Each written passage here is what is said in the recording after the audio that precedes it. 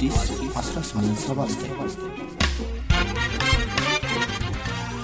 ይህ የአዲስ 1879 የታሪክ ማስታወሻ ነው።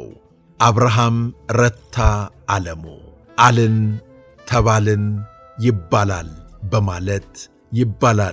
በማለት ከአፄ ቴዎድሮስ እስከ አፄ ምኒልክ ሕዝቡ ያለውን የተናገረውን በብዕሩ የከተበውን አቅርበን በክፉለት ደግሞ የኛውን አልን ተባልን ይባላልን ይዘን መጣለን ባልነው መሠረት እነሆ ይዘን መተናል። በክፍል 2 አልን ተባልን ይባላል እንላለን። አብራችን ቆዩ። ምኒልክ በአልጋ ዋሉ፣ ሞቱም። ንግሥት ዘውዲቱን ለማንገሥ ተሞከረ። ባልየው ራስ ወሌ ብጡል ሰሜነኛ ስለነበሩ ንግሥና ሾልካ ወደ ሰሜን ልታዘግም ሆነና ስጋት ተፈጠረ ይባላል። መላ ተመታና ልጅ ኢያሱ ነገሱ። የምየ ምኒልክ የልጅ ልጅ እሰይ ተባለ። በወዲህ ልጅ እግር በወዲህ በምኒልክ አጠገብ የምኒልክ ወዝ እየሸተታቸው ያደጉ መሆናቸው ዘመናዊነት ይጸንንባቸዋል ተብሎ ነዋ። መንፈቅ እንደቆዩ ነገር መጣ። ሽርጥ ታጠቁ፣ ሶላት ሰገዱ፣ የሙስሊም ቅምጥ አኖሩ፣ ከቱርክ ተዋዋሉ፣ አደን እያሉ ዝሆኖችን ፈጁ፣ የአስተዳደር ሥራ ትተው አመንዝራ ሆኑ፣ ጉግ ስንጫወት እያሉ ስንቱን መኳንንት መርዝ በተቀባ ሹል ብረት ወግተው ፈጁ ተባለ ይባላል።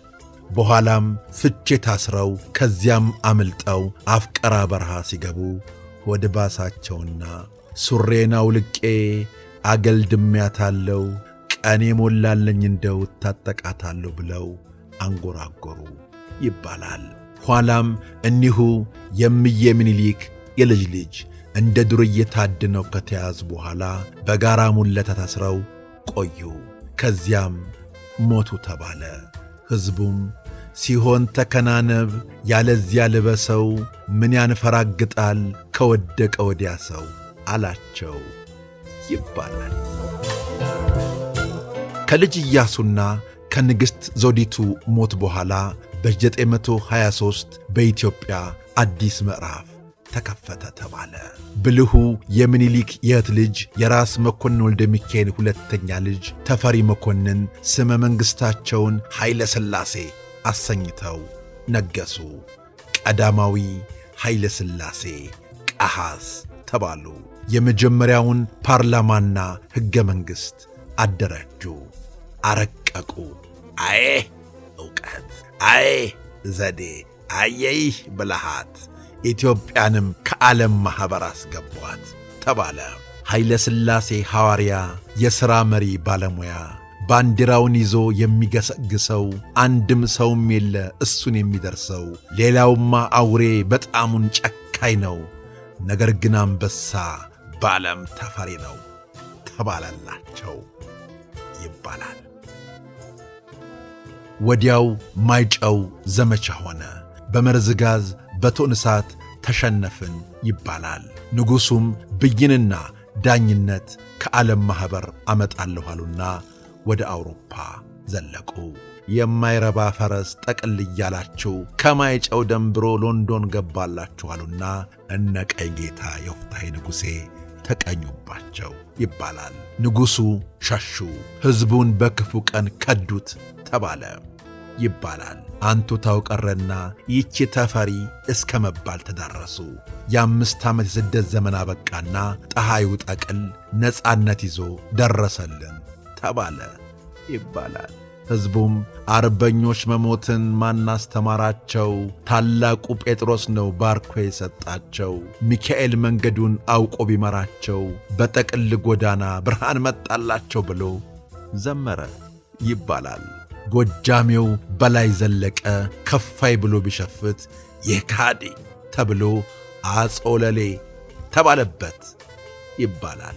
ታድኖ ተይዞ ሲሰቀል ኢትዮጵያ ዳር እስከ ዳር ተንሰቀሰቀች አሉ ያ በላይ ዘለቀ በ10 ሳንቲም ገመድ አንገቱን ታነቀ። ተሰቀለ ቢሉኝ መውዜሩ ነው ብዬ፣ ኮረብታው ነው ብዬ፣ ጠመንጃው ነው ብዬ፣ ለካስ በላይ ኖረዋል ትልቁ ሰውዬ።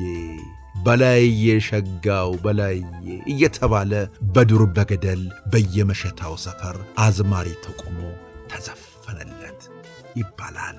ጸባይ ሞልቶ ጣና ሞልቶ በደረቁ ላጨኝ፣ ራሴን ሳያመኝ መደፈሬ ቆጨኝ አለና ድፍን ጎጃም ተጤስ አባይ እኩል እምባውን አንፏፏው።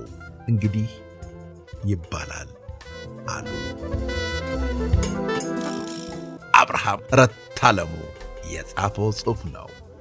በክፍል 3 እንመለስበታለን።